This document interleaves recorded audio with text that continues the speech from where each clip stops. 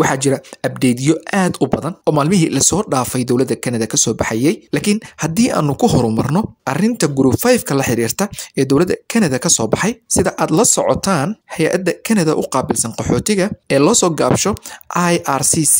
ayaa waxay si ku meel gaar ah u joojisay dadka raba in ay codsiyo cusub oo group 5 ah xareystaan laga bilaabo 1 December 2024 waxaana la rajaynayaa in hakadka ku yimid barnaamijkan